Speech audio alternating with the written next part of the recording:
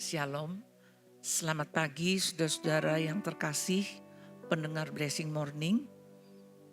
Kita bertemu kembali pada hari yang baru setelah Tuhan menyertai istirahat kita sepanjang malam.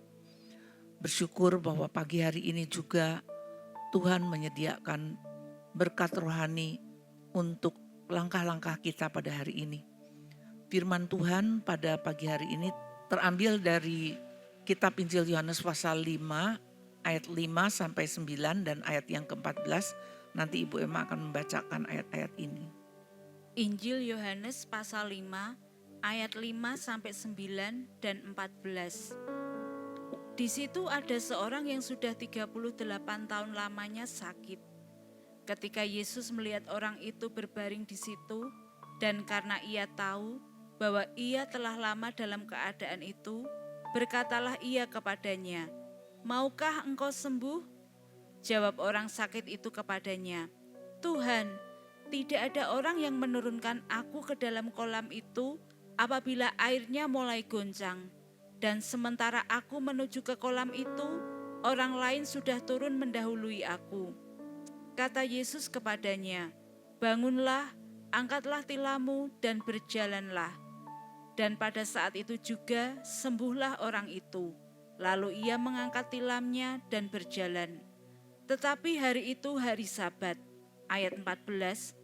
Kemudian Yesus bertemu dengan dia dalam bait Allah, lalu berkata kepadanya, "Engkau telah sembuh, jangan berbuat dosa lagi, supaya padamu jangan terjadi yang lebih buruk." Amin. Bapa di surga, terima kasih untuk pengertian yang Kau berikan kepada kami melalui firman-Mu di dalam Injil Yohanes ini. Biarlah kami boleh belajar dalam kehidupan kami, supaya kami hidup di dalam kebenaran sepanjang umur kehidupan kami. Di dalam nama Tuhan Yesus kami berdoa dan mengucap syukur. Bapak Ibu yang dikasihi Tuhan, apabila kita melihat dan mendengar orang-orang yang sudah terjerat di dalam dosa, seperti minum minuman keras, menjadi mabuk, atau dosa seksual, dan dosa-dosa lain yang mempunyai sifat kecanduan. Sesungguhnya orang-orang yang melakukan hal seperti itu di dalam hati nuraninya menyadari bahwa itu adalah dosa.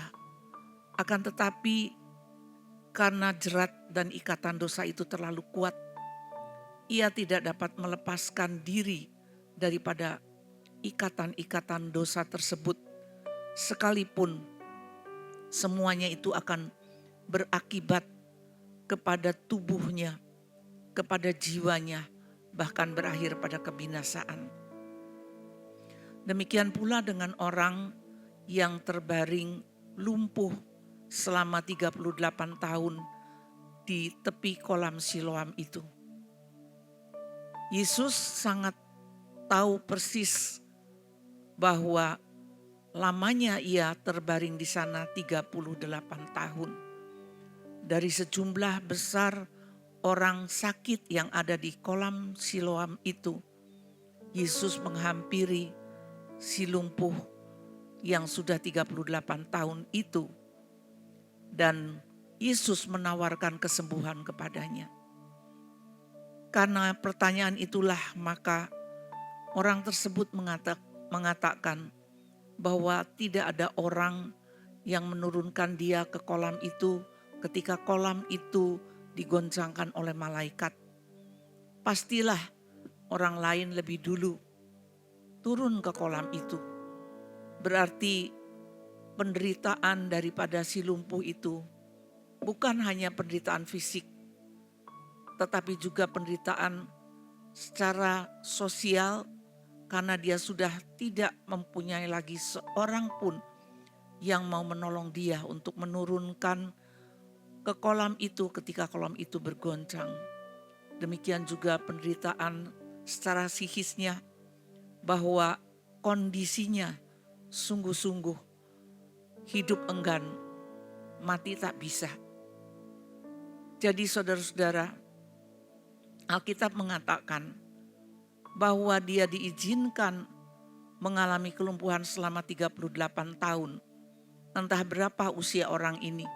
Apakah dia sejak kecil, sejak remaja atau sejak pemuda berbuat dosa sehingga mengalami waktu kelumpuhan sedemikian lamanya. Akan tetapi sangat disayangkan ketika Yesus memerintahkan dia untuk mengangkat tilamnya. Ia langsung mengangkat tilamnya dan bangkit berdiri tanpa mengucapkan terima kasih kepada Tuhan Yesus atau bertanya, "Siapakah engkau yang masih peduli kepadaku?"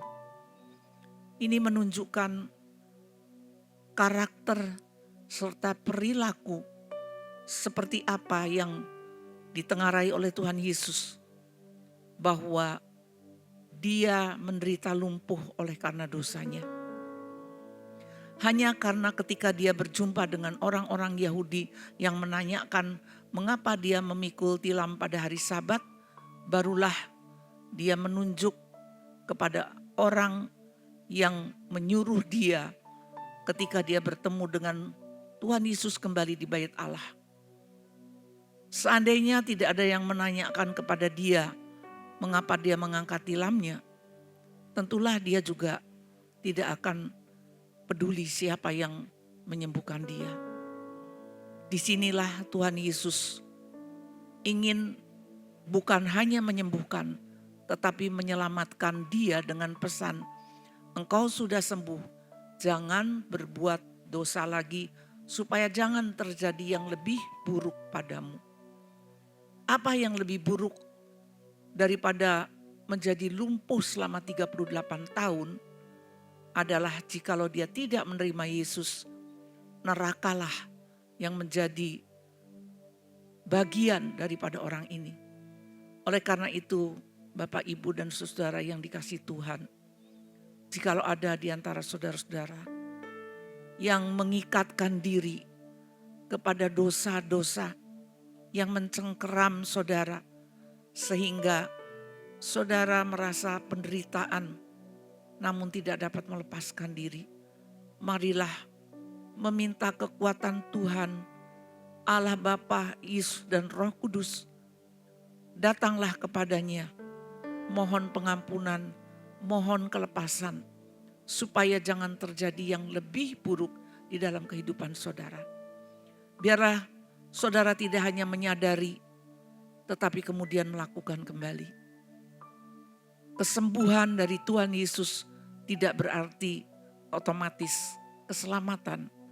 Oleh karena itu, bertobatlah sejak sekarang. Jangan berdosa lagi.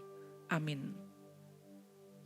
Bapa, marilah Engkau berbicara lebih dalam kepada anak-anak-Mu yang masih hidup di dalam banyak ikatan, minuman keras, pornografi, mencuri, kleptomani, dan banyak hal ikatan-ikatan lain dalam kehidupan ini yang menjerat mereka sehingga mereka akan menanggung akibatnya.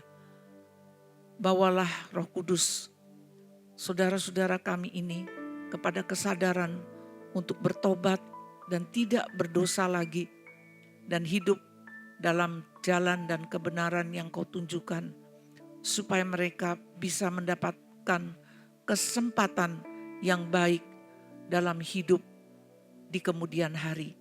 Terima kasih ya Tuhan, biarlah ada keinginan yang kuat untuk mereka berbalik daripada kejahatan. Tuhan memberkati engkau dan melindungi engkau. Tuhan menyinari engkau dengan wajah-Nya dan memberikan engkau kasih karunia. Tuhan menghadapkan wajah-Nya kepadamu dan memberikan engkau damai sejahtera. Berkat dan anugerah dari Allah Bapa, cinta kasih dari Tuhan Yesus Kristus menyertai kita selamanya. Amin.